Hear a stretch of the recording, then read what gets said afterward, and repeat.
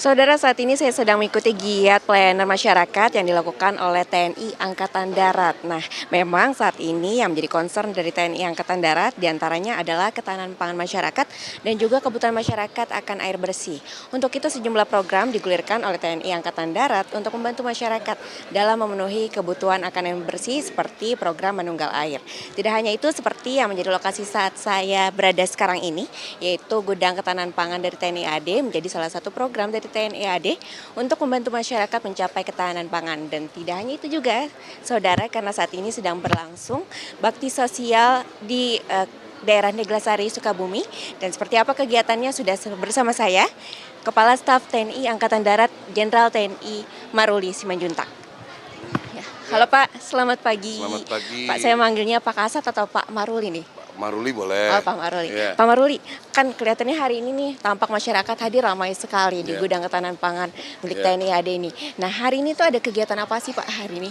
Ya, hari ini kita kebetulan sudah membuat penampungan air yang disalurkan dari sungai yang bisa mengairi sawah sampai 600 hektar. Dan itu juga akan dilanjutkan, nanti juga akan bisa mungkin lebih dari sekitar 1000-an lebih hektar untuk tahap berikutnya. Selanjutnya kami juga di sini dalam rangka HUT TNI, kita mengadakan pengobatan massal, sunatan, dan juga pembagian sembako dan lain sebagainya. Kalau untuk di wilayah Neglasari sendiri nih Pak, saya dengar-dengar kan di sini juga ada lahan tidur yang kemudian dikelola oleh TNI Angkatan Darat yang menjadi lahan produktif. Nah Pak, bisa dijelaskan juga mungkin seperti apa sih pengelolaan lahan pertanian yang dilakukan di Neglasari ini atau mungkin di seluruh wilayah Sukabumi nih Pak, yang kemudian bisa membantu masyarakat untuk mencapai ketahanan pangan? Ya, memang yang sekarang ini dulu daerah tanahnya PTPN, kami juga punya tanah sekitar 700 hektar. PTPN ada 1000 hektar dalam kondisi konflik. Terus mereka menawarkan ke kami coba berkomunikasi dengan masyarakat dan kami berusaha untuk bisa lahan tersebut produktif. Kalau untuk lahan yang dikelola dari TNI AD sendiri untuk di wilayah Sukabumi itu untuk yang dikelola sebagai untuk mencapai ketahanan pangan sekitar berapa Pak luasnya? Ditambah dengan yang punya Kostrad itu ada sekitar 1.700. Nah, sekarang karena kemarin ketemu El Nino, kita coba pakai singkong dulu. Mudah-mudahan nanti ke depan kita coba susun supaya jadi jagung. Oke. Pak, kalau untuk masalah dari kebutuhan akan air bersih sendiri kan juga ada program Manunggal Air ya Pak dari TNI AD. Nah itu bisa dijelaskan Pak latar belakang adanya program Manunggal Air dan juga mungkin program-program pengelolaan lahan pertanian ini sehingga akhirnya apa sih yang mau dicapai targetnya dan apa sebabnya lokasi-lokasi ini kemudian dipilih oleh TNI AD untuk kemudian dikelola. Jadi kita kan sebenarnya punya konsep pertahanan rakyat semesta untuk pertahanan negara kita. Nah, kita harus membuat pangkal-pangkal perlawanan. Pangkal perlawanan ini berarti sudah harus ada pangan, ada air, kehidupan masyarakatnya sudah mulai baik. Nah, setelah kita kerjakan itu, ternyata itu juga bagus untuk ketahanan pangan. Setelah ketahanan pangan, ada juga program-program turunannya, misalnya kemiskinan, daerah-daerah tertinggal, yang tanpa sengaja kita otomatis menyasar ke sana. Nah, sekarang kita sudah bisa sampai 2.700 titik air. Ya, dengan program-program kita setelah kita membuktikan perjalanan panjang kita bisa kerjakan. Akhirnya sekarang Kementerian Pertanian, PUPR, Pupuk Indonesia, termasuk CSR BUMN banyak mendukung kita untuk kegiatan tersebut gitu. Oke, untuk dalam pelaksanaannya sendiri apa saja nih Pak? Mungkin kendala yang kemudian dirasakan dalam proses pembangunannya ataupun pengelolaannya? Ya memang seluruh daerah ini pasti daerah-daerah yang pinggiran ya, akses sulit, ya kan, tenaga kerja sulit dan lain sebagainya. Tapi setelah kita kerjakan ya kami sudah mulai bisa mengerjakannya secara seefektif mungkin. Ya kita sudah membuat penyaluran air itu bisa 43.000 hektar sawah sekarang sudah teraliri oleh kita. Kita punya data lengkap. Ya tadi sudah lihat sendiri di sini 600 hektar bisa dicek di masyarakat memang airnya mengalir. Dan itu sekarang sudah dilihat oleh kementerian-kementerian untuk proyek-proyek seperti ini kita bekerja sama dengan kementerian. Pak, saya dengar-dengar juga sebenarnya untuk proyek-proyek kemanusiaan seperti ini Bapak sendiri sudah mulai tertarik atau mulai terjun tuh semenjak jadi Danrem juga ya Pak ya?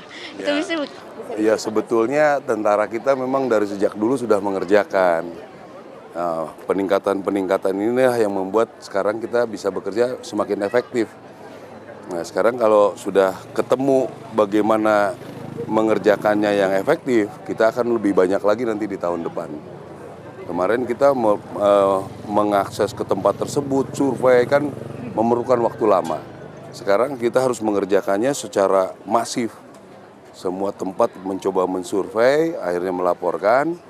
Nah, kita bagaimana ada yang dukung apa tidak? Kalau ada yang dukung jalan, ada yang dukung jalan gitu.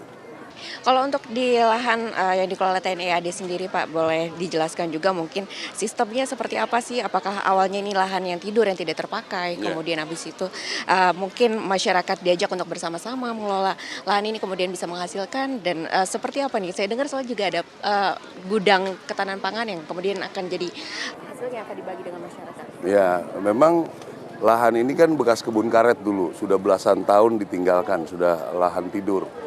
Nah, kita coba olah, itu prosesnya kan sulit juga karena kesuburan tanahnya sudah jauh di bawah kebutuhan untuk penanaman.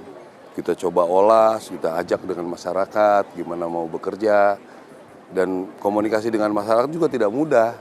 Karena selama belasan tahun mereka sudah tidak mengerjakan lahan ini. Akhirnya setelah kita mencoba bertahap, sudah mulai dilirik oleh pemerintah daerah, kementerian, ya kita coba usahakan jalan dengan baik.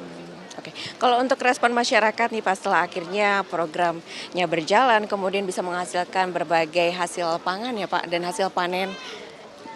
Hasil panen untuk masyarakat dan bagi hasil bagaimana respon masyarakat dan juga pemerintah daerah nih Pak? Ya, sebenarnya bisa tanya langsung ya kalau saya cerita, bisa lihat sendiri bagaimana kalau kita hadir di sini, mereka datang. Mereka sangat menaruh harapan lah sama kita gitu. Mudah-mudahan lah ini kalau memang kita sudah mulai baik, memang memerlukan waktu ya. Kami 3 tahun memulainya dari nol di sini. Mulai dari berkomunikasi dengan masyarakat, mengolah lahan, gagal, El Nino, mulai lagi dan lain sebagainya. Mudah-mudahan kita bisa kerjakan ini dengan sebaik-baiknya.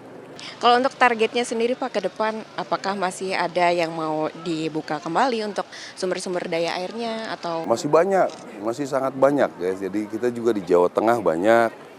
Kita lagi on progress di Pulau Bawean yang jauh dari ini juga kita buatkan.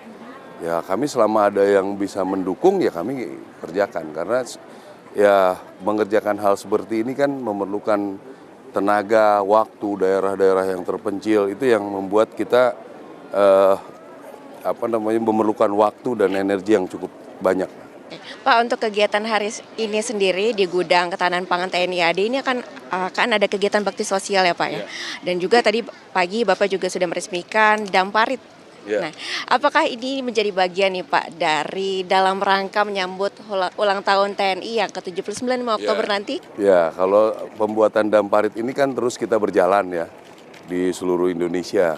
Nah kebetulan dalam rangka HUT kita juga menambahkan kegiatan di sini dengan pengobatan massal, sunatan, pembagian sembako, itu banyak sekali kegiatan di sini. Terakhir nih Pak, harapannya nih Pak dengan berbagai program yang ada seperti menunggal air, kemudian mengolah lahan yang tadinya tidur menjadi lahan produktif.